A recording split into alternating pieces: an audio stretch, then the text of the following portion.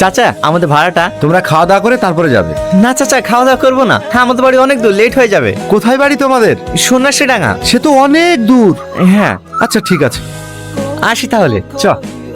চাচা চাচা, সালমাকে বাড়িতে কোথাও খুঁজে পাওয়া যাচ্ছে না, ও মনে হয় অন্য কোনো ছেলের সাথে পালিয়ে গেছে। কি বলছিস তুই? হ্যাঁ আমি ঠিকই বলছি। চ চ চ।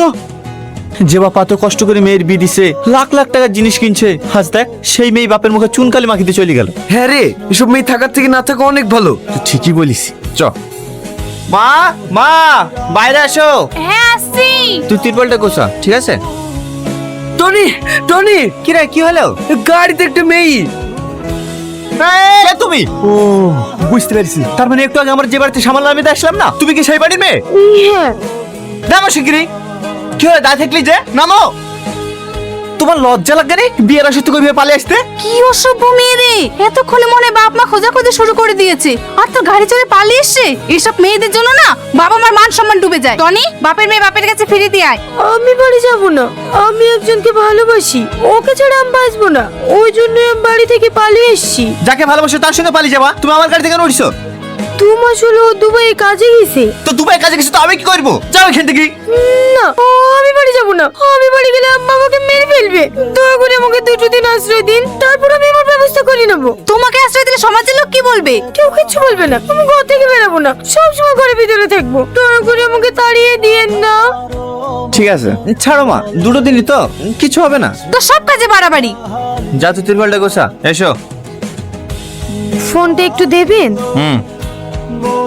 হ্যালো হ্যালো, আমি সালমা বলছি, আমি বাড়ি থেকে চলে এসেছি, একটা বাড়িতে আশ্রয় নিয়েছি, তুমি তাড়াতাড়ি বাড়ি আসো। এই তো 2 মাস হলো এসেছি, এর মধ্যে কি করে বাড়ি যাবো বলো? আমি ওসব কিছু জানিনি, তুমি তাড়াতাড়ি আসো। আমি এখন ব্যস্ত আছি, ঠিক আছে আমি পরে দেখছি, রাখলাম। হ্যালো, এই কি হলো? বুড়ি বুড়ি, কি হয়েছে? কি হলো? কি রে, কথা বল। টনি টনি, তাড়াতাড়ি বাইরে আয়। মা, এর কি হয়েছে? আমি কিছু বুঝতে পারছি না, তুই তাড়াতাড়ি ডাক্তার ডেকে নিয়ে আয়। ঠিক আছে, আমি এখন যাচ্ছি, তুমি ওর খেয়াল রাখো। কি রে, কথা বল। বুড়ি। ডাক্তার বাবু, কি হয়েছে ওর? ভয় পাওয়ার কোনো কারণ নেই, এ তো খুশির খবর, ও মা হতে চলেছে। এই সময় এরকম একটু হয়, চিন্তার কোনো কারণ নেই। আসছি। আজ আমার জন্য আপনাদের সবাইকে গ্রামের মানুষের কাছে অপমানিত হতে হলো। সবই যখন বুঝতে পারছো, তাহলে কেন আছো এই বাড়িতে? বেরিয়ে যাও এই বাড়ি থেকে।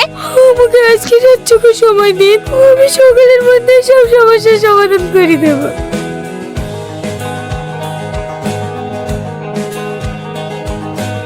বাড়িতে কেউ আছেন? কি ব্যাপার স্যার, আপনারা? আপনার ছেলে কোথায়? কেন স্যার, আমার ছেলেকে কোনো অন্যায় করেছে নাকি? আপনার ছেলেকে ডাকুন, তাহলেই বুঝতে পারবেন। টনি টনি, বাবু একটু বাইরে আয় তো। কি হলো? পুলিশ? স্যার, এই ছেলেটাই আমার মেয়েকে ভুগে ভাগে নিয়ে পালিয়ে এসছে। না স্যার, আমি কাউকে ভুগে ভাগে নিয়ে আসিনি, ও নিজের ইচ্ছা আমার সাথে এসছে। বল, যে মেয়েটাকে ভাগিয়ে নিয়ে এসছে সে মেয়েটা কোথায়? স্যার আমি সত্যি বলছি, বিশ্বাস করেন, আমি কাউকে নিয়ে আসিনি। ও মিথ্যা কথা বলছে স্যার, ও আমার বাড়িতে সামাল নিজের বাহানায় আমার মেয়েকে ভুগে ভাগে নিয়ে পালিয়ে এসছে। সত্যি করে বল, মেয়েটা কোথায়? স্যার আপনি বিশ্বাস করেন, আমি সত্যি কথাই বলছি। আমার মিথ্যা কথা? দাঁড়ান ইন্সপেক্টর, খবরদার ওর গায়ে হাত দিবেন না, যে স্ব ইচ্ছায় ওর সাথে এসেছি। আর একটা কথা, আমি তো নাবালিকা নই, তাহলে কোন অধিকারে ওর গায়ে হাত দিচ্ছেন? Sorry madam. দাঁড়ান স্যার, ওদের কিছু বলবেন না? দেখুন, আইনের বাইরে আমরা কোনো কাজ করতে পারি না, ছেলে মেয়ে দুজনে সাবালিকা, তাই এখানে আমাদের কিছু করার নেই। চলো সাহেব।